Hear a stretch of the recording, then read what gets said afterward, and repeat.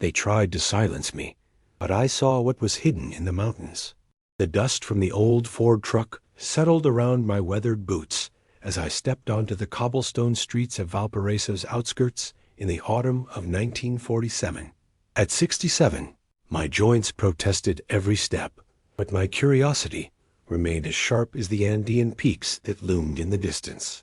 I had come to Chile following rumors of unusual mining activities in the remote valleys, stories that had reached me through whispered conversations in Buenos Aires cantinas. The mountain air carried the scent of eucalyptus and something else, something metallic that made my experienced nose wrinkle with concern. In my 40 years of exploration across South America, I had learned to trust such instincts. They had saved my life more times than I cared to count. Before we dive deeper into this mysterious tale of hidden secrets and dangerous discoveries, please take a moment to like and subscribe for more incredible stories from South America's forgotten corners. Your support helps us uncover these remarkable adventures. The local boarding house, Casa del Viajero, sat nestled between a small church and a general store. Senora Martinez, the elderly proprietor, greeted me with suspicious eyes that had clearly seen too many strangers pass through her establishment. Her weathered hands clutched a rosary as she assigned me room 7, the one facing the mountains. "Que lo trae por aquí, Center?" she asked, her voice barely above a whisper. "I'm a researcher," I replied in my broken Spanish, choosing my words carefully. "I study geological formations." Her expression darkened. "The mountains are not safe anymore, Center. Strange things happen there. People disappear." That evening, as I unpacked my leather satchel containing notebooks, magnifying glasses, and sample containers, a small scratching sound caught my attention. At my window, a scraggly brown dog with one torn ear peered through the glass with intelligent amber eyes. His ribs showed through his patchy coat, and dried mud clung to his paws. I opened the window, and he limped inside without invitation. "Well, hello there, fellow," I murmured, offering him some dried meat from my supplies. "You look like you've seen better days." The dog accepted the food gratefully, then settled beside my chair as if he belonged there. His presence brought unexpected comfort to the lonely room. I decided to call him Campesero Companion. The next morning brought troubling news. Over breakfast of bread and wheat coffee, I overheard hushed conversations among the locals. Workers from the copper mine had been asking questions about strangers, particularly those interested in the mountain areas. Some families had received visits from men in dark suits who warned against talking to outsiders. "They say the mining company is expanding operations," whispered an old man at the next table. "But no one has seen any new equipment going up the mountain roads." My instincts prickled. In my decades of exploration, I had encountered enough cover-ups to recognize the signs. Something significant was happening in those mountains, something worth concealing from curious eyes. After breakfast, Campesero and I ventured into the town center. The marketplace buzzed with nervous energy, vendors glancing anxiously toward the mountain paths. I approached a fruit seller, hoping to gather more information about the mountain access routes. "The old mining roads are closed now," she informed me, her voice tight with worry. "Company orders. They say it's for safety, but—" She glanced around nervously before continuing. "My cousin works at the mine. He says they're digging deeper than ever before, and the sounds that echo from those tunnels at night, ... they're not natural." That afternoon, while studying topographical maps in my room, a sharp knock interrupted my thoughts. 3 men in expensive suits stood in the doorway, their faces hard as granite. The leader, a tall man with silver hair and cold blue eyes, introduced himself as Senator Vargas from the mining company.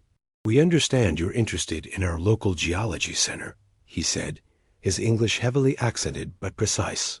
"Unfortunately, our operations require complete privacy for safety reasons. We must ask that you limit your ... research to the town areas only." His companion said nothing, but their presence filled the small room with menace. Campesero growled low in his throat, hackles raised. "I appreciate your concern," I replied carefully, "but I'm simply a scholar documenting mineral formations." Vargas smiled coldly. "Then you'll find plenty to document in our town's beautiful architecture. The mountains, however, are off limits. For your own safety, of course." After they left, I sat in contemplative silence, stroking Caballero's matted fur. The dog's warmth against my aching leg reminded me that even in the face of intimidation, companionship could provide strength. Whatever secrets those mountains held, someone desperately wanted them to remain hidden. And in my experience, such desperation usually meant the truth was worth discovering, regardless of the personal cost. The following dawn arrived with an unsettling stillness that made even the roosters hesitant to crow. Caballero's restless pacing around my room confirmed what my old bones already knew. Something was deeply wrong in this quiet Chilean valley. The mining company's warning had only strengthened my resolve to investigate the mysterious activities in the mountains. I spent the morning carefully studying my maps, identifying alternate routes that might bypass the main mining roads. My experience in the Amazon basin had taught me that there were always hidden paths known only to locals, trails that official maps never recorded. At the local cantina, I nursed a glass of rough wine and listened to conversations flowing around me like mountain streams. The bartender, a grizzled man named Eduardo, with calloused hands and knowing eyes, eventually approached when the afternoon crowd thinned. "You're the geologist asking about the mountains," he said, wiping down glasses with deliberate slowness. "Word travels fast in small towns," I replied. Eduardo glanced toward the door before leaning closer. "My grandfather was a miner for 50 years. He taught me that mountains have their own language. You just have to know how to listen." He paused meaningfully. "Lately, the mountains have been screaming." That evening, Eduardo's 12-year-old grandson Pablo appeared at my boarding house door. The boy's eyes darted nervously as he whispered, "My abuelo says you want to see the old paths. Meet us at the cemetery when the church bell strikes midnight." Campesero and I made our way through the sleeping town under a canopy of brilliant stars. The cemetery sat on a small hill overlooking the valley, its weathered headstones casting long shadows in the moonlight. Eduardo waited beside an ancient mausoleum, carrying a canvas bag and wearing the expression of a man wrestling with his conscience. "What I'm about to show you could get us both killed," he said without preamble. "But my family has lived in these mountains for 4 generations. We know when something unnatural disturbs the earth." We followed a narrow goat trail that wound behind the cemetery, ascending through scrub brush and rocky outcroppings. The path was treacherous in the darkness, forcing us to move slowly and carefully. My arthritic knees protested every step, but determination drove me forward. After an hour of climbing, Eduardo led us to a small cave concealed behind a curtain of hanging vines. Inside, the space opened into a natural chamber large enough for several people. Eduardo lit an oil lamp, illuminating rough stone walls marked with strange scratches and symbols. "This cave connects to old mining tunnels that were sealed decades ago," Eduardo explained. "But recently, we've heard machinery working deep underground, vibrations that shake the earth at all hours." As if summoned by his words, a low rumbling sound emanated from the depths of the cave. The stone floor vibrated beneath our feet, and Campesero whined nervously, pressing against my legs. The sound was rhythmic, mechanical definitely, not natural geological activity. Eduardo produced a coil of rope from his bag. "There's a shaft about 50 meters in. My grandfather used it to access the old copper veins. If you're serious about discovering what's happening up there, this is the only way." The descent in the old mine shaft tested every muscle in my aging body. The rope burned my palms as I lowered myself into the darkness, Campesero secured in a makeshift sling across my chest. The dog's warmth provided comfort as we descended into the unknown depths. The abandoned tunnels stretched in multiple directions, their walls gleaming with mineral deposits that caught our lamplight like scattered diamonds. But it was the sounds that commanded our attention, the rhythmic pounding of heavy machinery echoing from somewhere deeper in the mountain. Following the sound, we navigated through a maze of interconnected passages. My geological training helped me recognize signs of recent excavation, fresh tool marks on the walls, recently disturbed rock debris, and the acrid smell of dynamite residue. After what felt like hours of careful exploration, we reached a junction where newer concrete reinforcement met the old stone construction.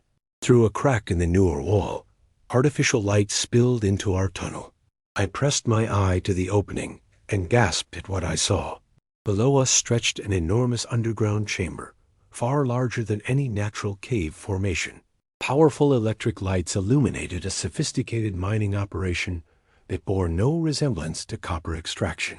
Workers in military-style uniforms operated strange equipment I had never seen before, machinery that glowed with an eerie blue phosphorescence. Most disturbing were the containment area's metal structures that seemed designed to hold something far more valuable and dangerous than copper ore.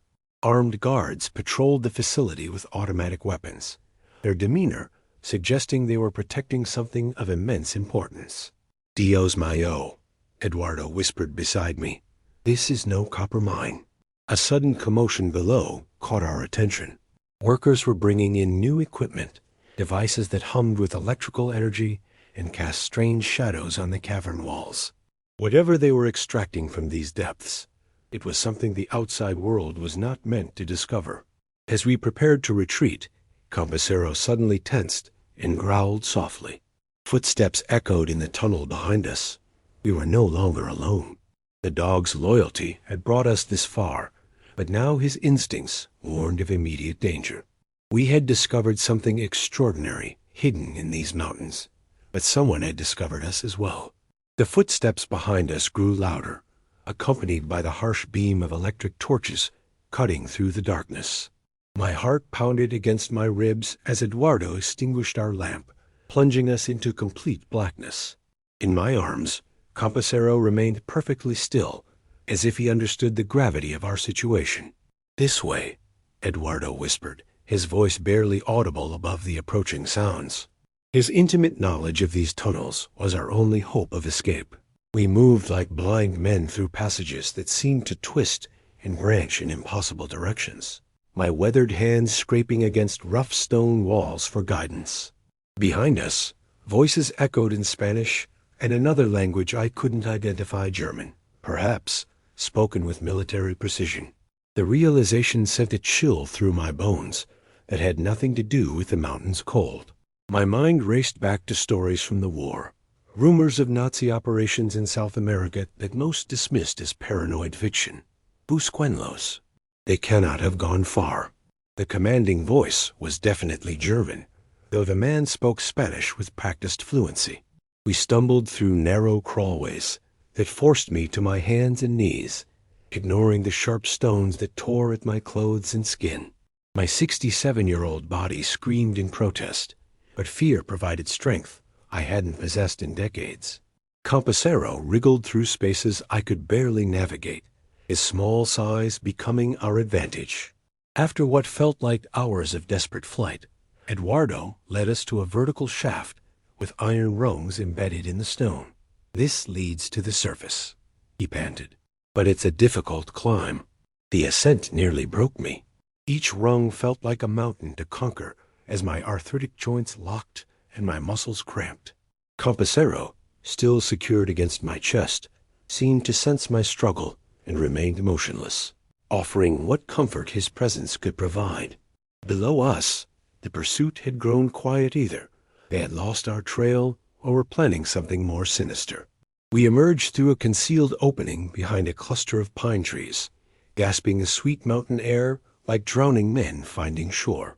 The sun was rising over the valley, painting the landscape in deceptively peaceful pastels that contrasted sharply with the darkness we had witnessed below. "We must get you out of town immediately," Eduardo said, his face grave with worry. "What we saw... there will be consequences." But as we made our way down the mountain path, those consequences were already unfolding. Smoke rose from the direction of the boarding house, and the distant sound of vehicles echoed across the valley. When we reached the town's outskirts, my worst fears were confirmed. Casa del Viajero was in flames. Senora Martinez stood in the street with other residents, tears streaming down her weathered cheeks as she watched her life's work burn. Fire trucks had not yet arrived in a town this remote. They might never come in time to save anything. They came an hour after you left, she told me, her voice hollow with shock. Men in black cars. They said you were a dangerous communist spy, and that anyone who helped you would face consequences. She gestured helplessly at the blazing building. They searched your room, then? This happened.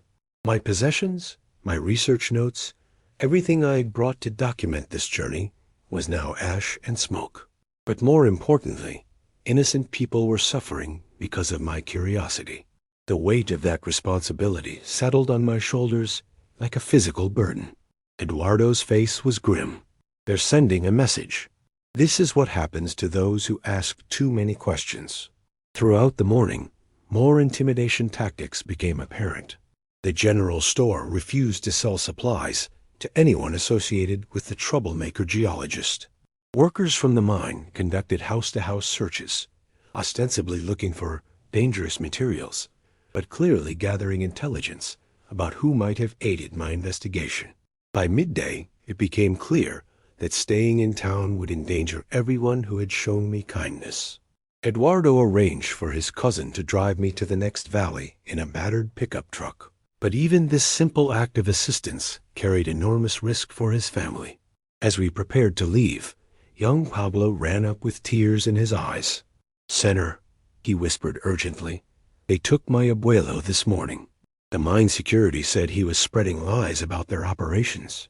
Eduardo's face crumbled with grief and rage. His father, the old miner who had lived in these mountains for 8 decades, was now a prisoner for the crime of helping a stranger seek the truth. The injustice cut through me like a blade. "I will find him," I promised the boy, though I had no idea how such a rescue might be possible. "Your grandfather is a brave man who deserves better than this." That afternoon, as the truck carried Campesero and me away from the valley, I stared back at the mountains that had nearly claimed our lives. Somewhere in those depths lay secrets that powerful people would kill to protect. An elderly man who had done nothing but share his knowledge was now paying the price for my investigation. The dog pressed closer to me in the truck bed, his amber eyes reflecting the same determination I felt building in my chest. We had escaped, but this was far from over. Whatever was hidden in those mountains was worth more than copper, more than any mineral I had ever encountered in my decades of exploration. As the valley disappeared behind us, I made a silent vow. I would return, and I would expose the truth, no matter the cost. Some secrets were too dangerous to remain buried, and some injustices too great to ignore. The old miner's freedom depended on it, and perhaps much more than that. 3 weeks later, in the coastal city of Valparaiso, I sat in a dimly lit cafe nursing my 3rd cup of bitter coffee while waiting for a contact Eduardo had arranged before we parted ways. My new temporary home was a cramped room above a fisherman's tavern, where the constant smell of salt and seaweed masked other odors that might attract unwanted attention. Campesero had adapted to our nomadic existence with remarkable resilience, though I noticed he startled at unexpected sounds more easily now. His torn ear had healed, but the wariness in his amber eyes served as a constant reminder of the dangers we faced. Together, we had become refugees in our own investigation. The contact arrived precisely at 4 o'clock, a middle-aged woman named Carmen, who introduced herself as a journalist from Santiago. Her press credentials looked authentic, but her nervous glances toward the cafe entrance revealed someone accustomed to operating in dangerous circumstances. "Eduardo told me about your geological research," she said carefully. "I've been investigating similar activities across Chile for the past 2 years. What you discovered may be part of something much larger." Carmen spread a map on our small table, marking locations with red ink. Mining concessions have been granted to foreign companies in 17 remote locations. All of them claim to extract copper, but local communities report the same story everywhere: strange equipment, armed security, and people who ask questions simply disappearing. My blood chilled as I studied the pattern. The locations formed a rough line along the Andean foothills, each one strategically positioned in valleys, isolated from major population centers. What kind of mineral would require such secrecy? That's what we need to determine, Carmen replied. But I found connections to companies with German ownership, some with ties to individuals who fled Europe after the war ended. The implication struck me like a physical blow. Nazi war criminals establishing operations in South America was no longer speculation. It was documented reality. Whatever I had witnessed in that underground facility was connected to something far more sinister than illegal mining. Over the following days, Carmen introduced me to a small network of journalists, displaced miners, and local activists who had been quietly documenting these suspicious operations. Their headquarters was the basement of an old printing shop, where maps, photographs, and testimonies covered every available wall surface. The problem is evidence, explained Roberto, a former mining engineer whose questions about safety violations had cost him his job. They've been very careful to avoid leaving traces that would stand up in court. Anyone who gets close enough to document their activities tends to disappear. Miguel, a photographer whose brother had vanished while investigating similar operations near the Argentine border, showed me images taken with telephoto lenses from distant mountain peaks. The photographs were grainy, but clearly showed equipment that bore no resemblance to conventional mining machinery. Whatever they're extracting requires precision instruments and specialized containment, Miguel observed. This isn't about bulk minerals like copper or iron. This is about something that must be handled with extreme care. As I studied the evidence they had gathered, my geological training began to form troubling theories. The locations, the equipment, the security measures, everything pointed toward extraction of radioactive materials. In the post-war world, such substances had become incredibly valuable for both peaceful and military purposes. If I'm correct about what they're mining, I told the group during one of our evening meetings, then we're dealing with something that could affect the entire continent. Uranium deposits, if that's what they found, would be worth billions and could fuel weapons programs or power plants. The room fell silent as the implications sank in. Carmen was the first to speak. That would explain the German connections. Scientists who worked on their atomic program during the war would have the expertise to identify and extract such materials. That night, as I lay awake listening to the ocean waves crash against the harbor, I felt the weight of responsibility pressing down on me like the mountain stone we had crawled beneath. Old Eduardo remained imprisoned for helping me discover this truth, and countless other innocent people were at risk if these operations continued unchecked. Campesero sensed my distress and moved closer, resting his warm body against mine in the narrow bed.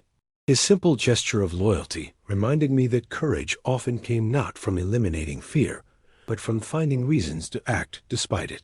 The next morning brought urgent news. Carmen burst into our meeting with a telegram from her contact in Santiago.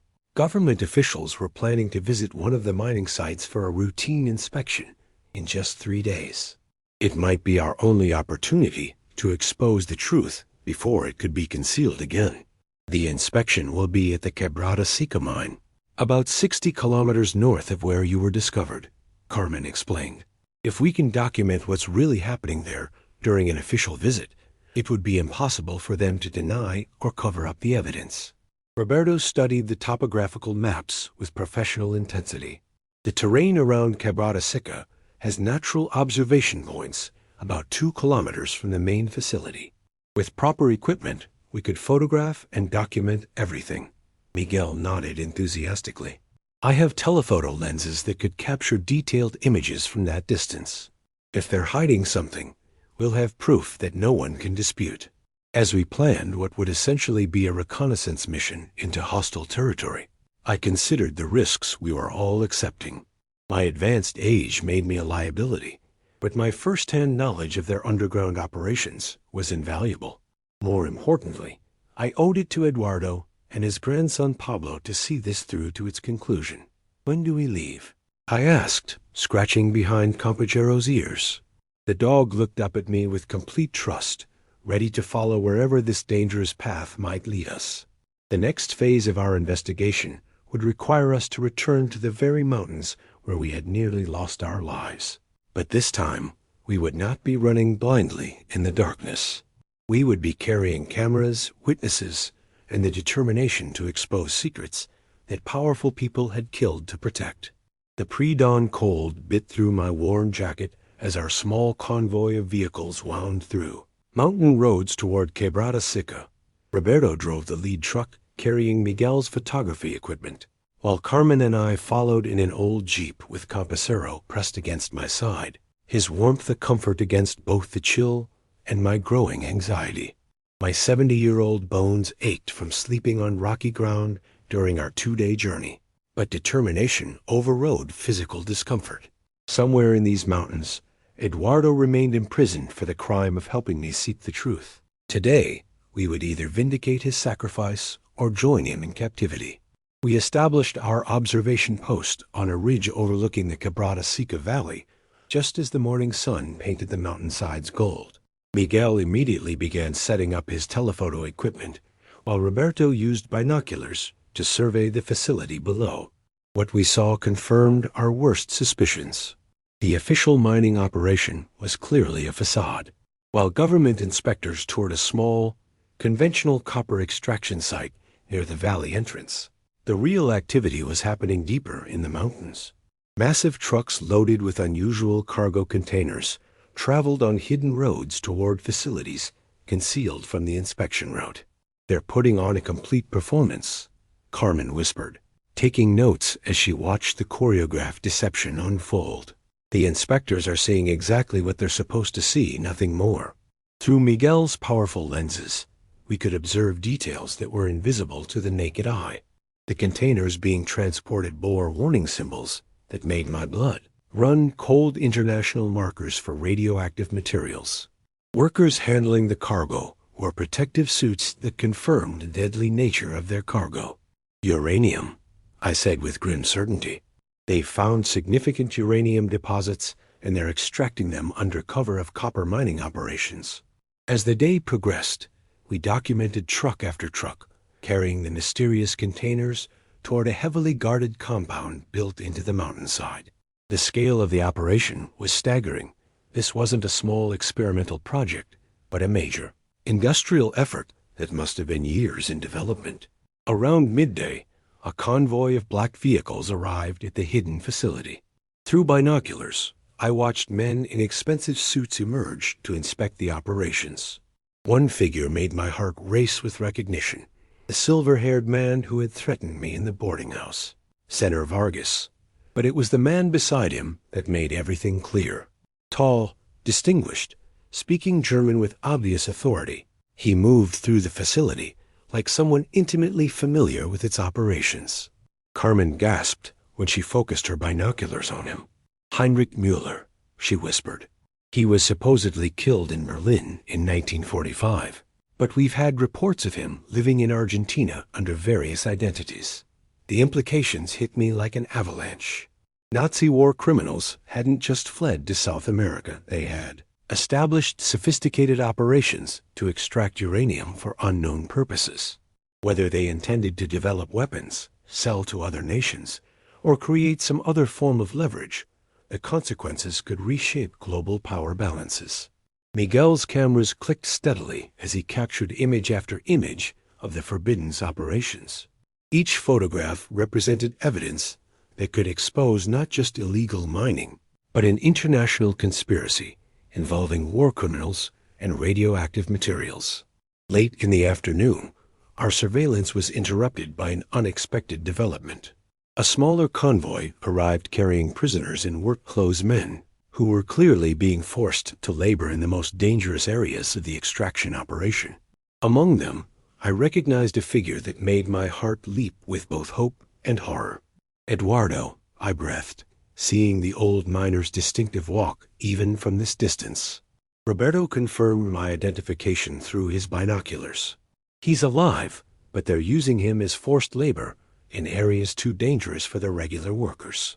The sight of the elderly man who had risked everything to help me now being exploited as slave labor filled me with rage that transcended my physical limitations. Whatever the cost, we had to find a way to rescue him and expose this entire operation. As evening approached, Carmen made contact with her network in Santiago, transmitting coded messages about our discoveries. The evidence we had gathered was too important to risk losing if we were captured. Multiple copies of Miguel's photographs were hidden in different locations, ensuring the truth could survive even if we did not. That night, as we prepared for what might be our final gambit, I sat with Campesero, watching stars emerge over the mountain peaks. The loyal dog had been my constant companion through this entire ordeal, providing comfort and courage when human strength alone proved insufficient. Tomorrow, we're going to try something very dangerous, I told him, scratching behind his torn ear. But some truths are too important to remain hidden. Our plan was audacious in its simplicity. While the government inspectors concluded their stage tour, we would approach the real facility from the rear, using Roberto's knowledge of mining operations to create a distraction that would allow us to document the underground operations and, if possible, free Eduardo and the other prisoners. The risks were enormous. We were elderly civilians armed with cameras and determination, facing professional soldiers, protecting secrets worth millions of dollars. But as I looked at the evidence, we had gathered photographs of Nazi war criminals, uranium extraction, and slave labor. I knew we had no choice but to act. Whatever happened tomorrow, the truth would finally be revealed. The mountains had tried to keep their secrets, but courage and companionship had brought us this far. With Campesero at my side and justice as our goal, we were ready to face whatever dangers awaited in those hidden depths. ***. Thank you for joining us on this incredible journey through the hidden secrets of the Chilean mountains. If you enjoyed this story of courage and discovery, please subscribe to our channel and share this video with others who appreciate tales of adventure and truth. Your support helps us bring more amazing stories from forgotten corners of the world directly to you.